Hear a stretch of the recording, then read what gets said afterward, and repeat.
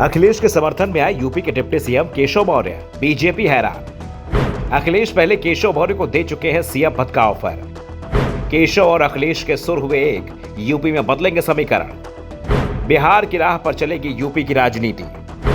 अखिलेश यादव 6 महीने से केशव मौर्य को ऑफर दे रहे हैं, बीजेपी से बगावत कीजिए, सिर्फ 100 विधायकों को अपने साथ मिलाइए, हमारे पास आइए और सीएम बन जाइए। यह ऑफर अखिलेश ने दूसरे डिप्टी सीएम ब्रजेश पाठक को भी दिया है।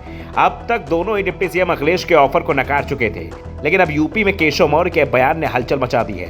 बीजेपी नेता हैरान दिखाई दे रहे हैं, क्योंकि केशव मौर्य वो बातें कह रहे हैं जो अखिलेश बोल रहे हैं। जिस बात को मोदी सरकार नकार चुकी है, उसे ही केशव मौर्य गलत ठहरा रहे हैं। तेजस्वी और नीतीश ने जो फैसला किया, केशव अब उसके समर्थन की बात कर रहे हैं। बात यूपी में जातिगत जनगणना को लेकर चल रही थी।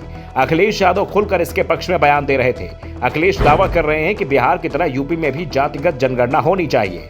इससे सभी जातियों का हिसाब साफ हो जाएगा, किस जाति के कितने लोग हैं, यह आंकड़ा सामने आ जाएगा। अखिलेश ने कहा, जाति जनगणना कोई आज की मांग नहीं है। अंग्रेजों ने किसी जमाने में इसमें समझौता किया और संविधान के अधिकार नहीं मिल सकते हैं। जब जाति जनगणना सही पता होगा, समाजवादियों का मानना है कि जाति जनगणना होनी चाहिए। हमारी सरकार जैसे ही बनेगी, हम जाति जनगणना कराएंगे। अभी तक अखिलेश यादव ही यूपी में थे, जातिगत जनगणना को लेकर मांग उठा रहे थे, लेकिन अब इस मांग में उन्हें बीजेपी का भी समर्थन मिलते दिख रहा है। योगी आदित्यनाथ भले ही जातिगत जनगणना के पक्ष में नहीं दिख रहे हों, लेकिन उनकी सरकार में नंबर 2 प्रदेश के डिप्टी सीएम केशव प्रसाद मौर्य अखिलेश यादव के समर्थन में खुलकर आ गए हैं। केशव मौर्य ने भी जातिगत जनगणना मामले का समर्थन किया है। यूपी के डिप्टी सीएम ने कहा, जातिगत जनगणना होनी चाहिए। मैं जातिगत जनगणना का समर्थन करता हूं, इसमें कुछ भी गलत नहीं है, लेकिन मैं उन लोगों से पूछना चाहता हूं जो 2004 से 2014 तक सत्ता में रहे, तब वो जातिगत जनगणना के विरोधी रहे। वो जातिगत जनगणना करना भूल गए और आज जातिगत जनगणना की बात कर रहे हैं। केशव मौर्य जिस समय की बात कर रहे हैं, उस समय केंद्र में कांग्रेस की सरकार थी और यूपी में भी इस दौर में सपा और बसपा का शासन रहा है। यानी 2004 से 2014 जिस समय की बात केशव मौर्य ने की, उस समय ना तो केंद्र में और ना ही राज्य में बीजेपी की सरकार थी। केंद्र में इस दौरान अधिकांश समय सरकार कांग्रेस की रही, तो यूपी में 5 साल बीएसपी और करीब इतने ही समय तक सरकार सपा की रही।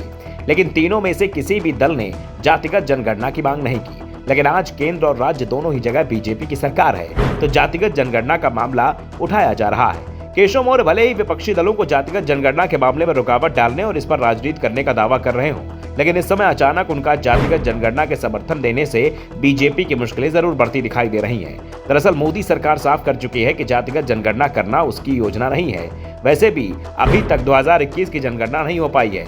विपक्ष केंद्र सरकार पर दबाव बना रहा है कि वो जनगणना कराए तो जातियों के आंकड़ों को भी एकत्रित करे, लेकिन मोदी सरकार इसके लिए तैयार नहीं दिखाई दे रही है। लेकिन जिस तरह से अब केशव मौर्य और अखिलेश यादव के विचार जातिगत जनगणना को लेकर एक जैसे दिखाई दे रहे हैं, उसके बाद से कहा जा रहा है कि यूपी में कुछ बड़ा खेला होने वाला है।